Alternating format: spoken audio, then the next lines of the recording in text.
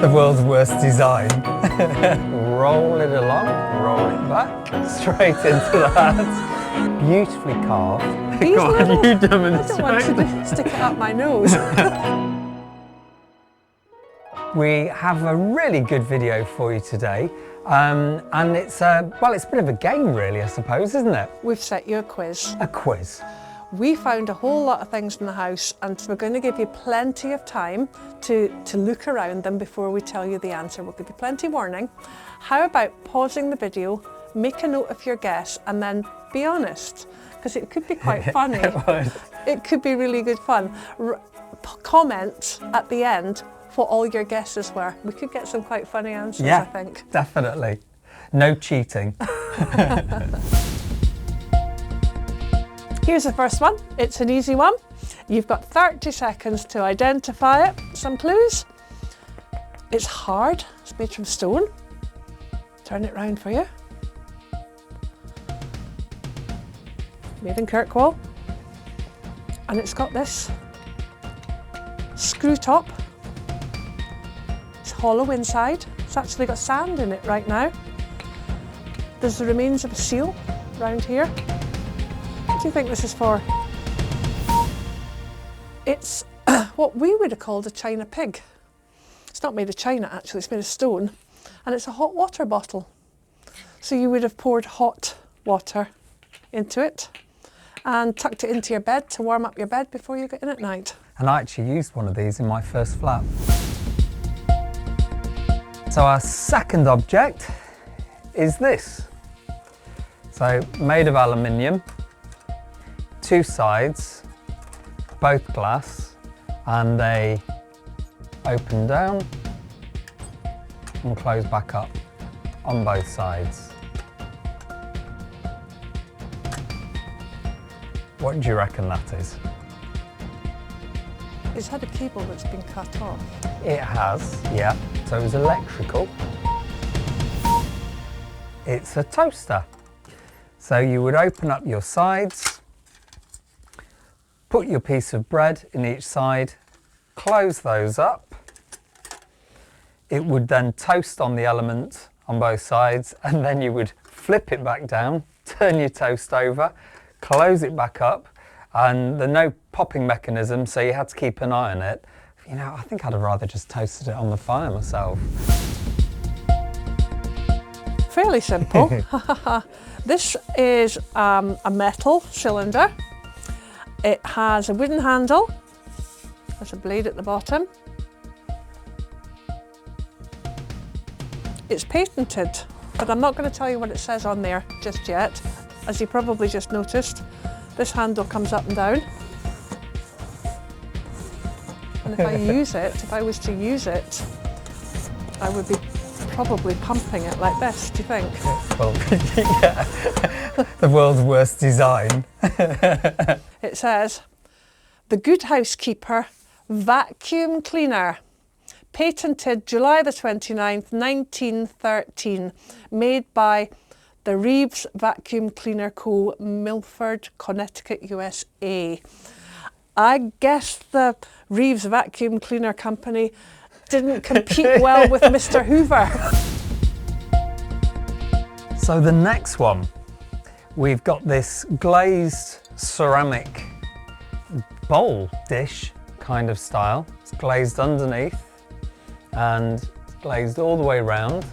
It's got a red lining with a hole and a second hole just there. What do you reckon that is?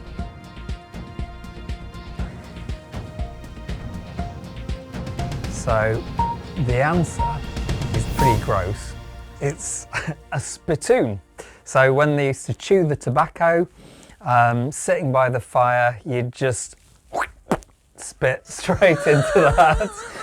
And then probably the lady of the house would have an enviable job of pouring out all the stuff. Thanks. But it is washed. So I'm quite happy to handle it now. Good. And if you do come and stay with us, please don't use this. This is all part of the same kit. So if you would just place that into the top of that for me and then just roll it along and roll it back. And if you look, while that's being done, if I just take that out, you've got a hole at one end of it, just there. So, is it a ginormous tray? The answer is, it's a butter worker. So you would put your butter into the tray, and then this piece here would be working the butter, and all the buttermilk would be pouring out of the little hole at that end and separating it away from the butter. Because you need the buttermilk out to stop the butter Absolutely. going off. Yeah. Fairly industrial proportions. It is, Isn't it? Yeah. Really heavy. So this one, it's got a little hole just there, which you would put the key in and you would wind it. And then it's got two separate versions. You've got either a single hook, or if you hook the two together, you've got a series of hooks underneath. What do you reckon that's for? It is a rotator for the fire that you would use to hang your meats and cook from. So it's a bit like a turning spit, but hanging from. So that would be at the top of the fire. Your meats would be hanging underneath it.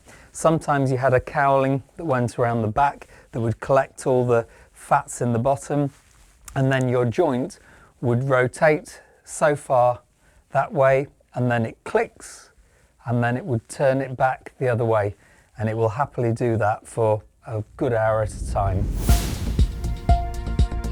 First one's this very strange offset wooden object, made of very lightweight wood, but these don't turn, they're set perpendicular to each other. That's object one. Okay. They both have a similar purpose, which is why I'm bringing them out together. This is object two. Now, it spins on this pole, and these pull out. What do you think these are for? They're both to do with the same craft, shall we say. This one is for taking wool that's been spun and making it into a skein, Yeah. which is the large twist of spun wool. So it's how you don't get it tangled, but you keep it in a skein. So there was a way of winding it in a figure of eight movement around the niddy-noddy to make a skein of wool. And when you buy wool, you buy it in a skein. And that Then- really is a name, that Niddy is- Noddy. When I was a child, my granny was a knitter, and she would buy a skein of wool, but in order to knit it, she had to roll it into a ball first so it didn't get tangled. Yeah. So I would sit for hours with my hands. She'd put the wool on my hands, and I would sit for hours with my hands like this, getting bored and bored and bored. This replaces my hands. So you put your skein of wool around here, stretch it out to the size. right size, and as you ball the wool, as you roll the wool into a ball, this turns and releases the wool from the skein. So a wool baller, Wool winder. wool winder, and a niddy noddy. Love that.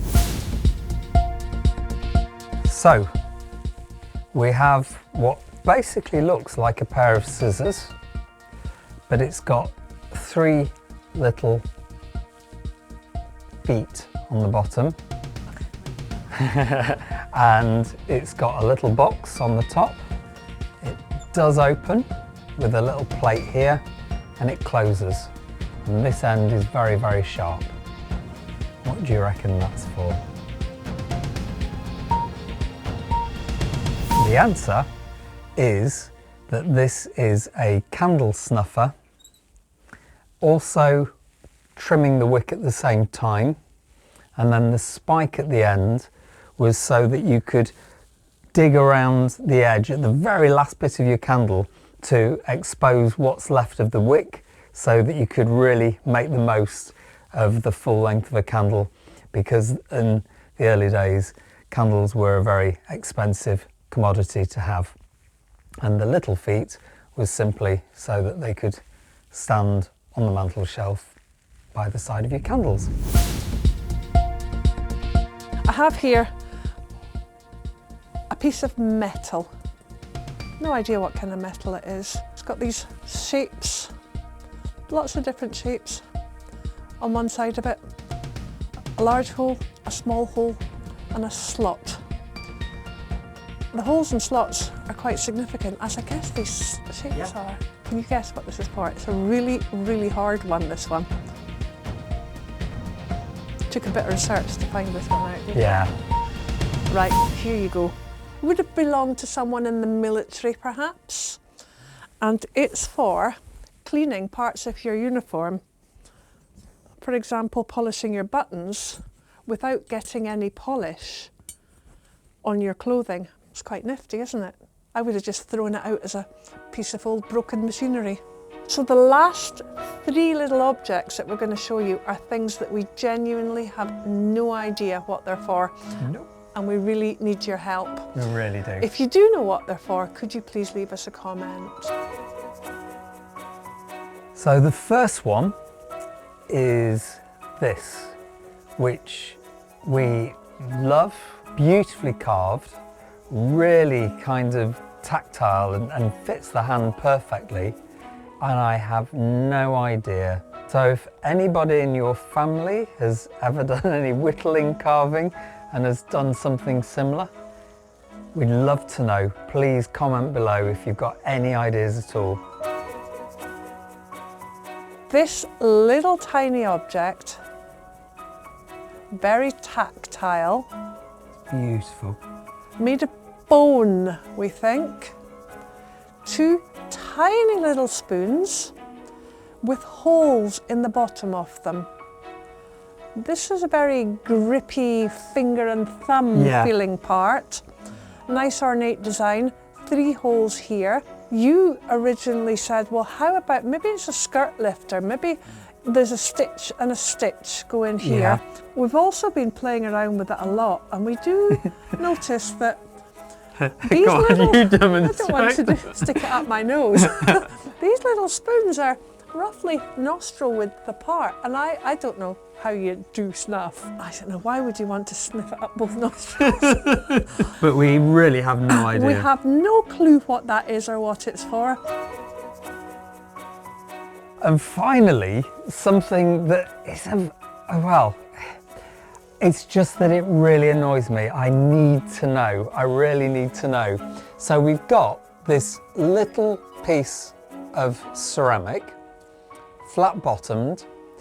It's got glaze just around the top. There's a little chip in it there, but it was all shiny glazed around. And right in the middle there is cork. It's very, very light. It's not heavy at all. So not like a plumb line or anything like that. Has the cork been sticking out more, do you think? Could have possibly been. No idea. And it's just one of those things that I would really, really love to find out. Don't forget, do put your comments, because we'd just love to read all that you thought it may have possibly been. Post it out there, share with your friends, and hopefully we may get an answer finally. And if we do, obviously we will be coming back to you to let you know exactly what the answers are. We certainly will. Okay, bye-bye. Bye for now. Hi, I'm Jackie. Hi, I'm Dave. Thanks so much for watching the video. We're hopefully putting something out for content every 3 weeks, so don't forget to subscribe and you'll get the notifications. And if you'd like, you can come and stay with us for a week and really immerse yourself in Victorian life, or you can even come and visit us for a tour and an afternoon tea. See you soon. Bye-bye.